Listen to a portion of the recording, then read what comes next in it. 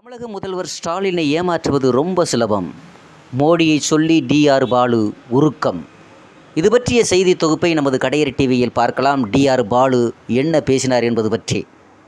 சென்னை குன்றத்தூர் அருகே மௌலிவாக்கத்தில் திமுக பொதுக்கூட்டம் நேற்று முன்தினம் நடந்தது. அதில் ஸ்ரீபெரும்புத்தூர் தொகுதி எம்பி டிஆர் பாலு அவர்கள் பேசியதாவது: கடந்த ஆண்டு வரலாறு காணாத மழை பெய்திருக்கிறது. மழையில் பாதிக்கப்பட்ட மக்களுக்கு நிவாரணம் வழங்க மத்திய அரசு எதிர்ப்பதால் விரைவாக நடக்காது. நாம் கொடுத்துவிட்டு பிறகு மத்திய அரசிடம் வாங்கிக் கொள்ளலாம் என நினைத்து தலைவர் ஸ்டாலின் சென்னை மற்றும் அதை சுற்றியுள்ள 4 மாவட்டங்களுக்கும் தென் மாவட்டங்களுக்கும் வெள்ள நிவாரண உதவி கொடுத்தார். மழை பாதிப்பு அறிக்கை கொடுக்க நானும் தலைவர் ஸ்டாலினும் மோடியிடம் சென்றோம். பிரதமர் எங்களை பார்த்ததும் ஸ்டாலின்ஜி என குரல் கொடுத்து வரவேற்றார். நீங்கள் ஏன் மனு கொடுக்கிறீர்கள்? இது நம்முடைய வேலை.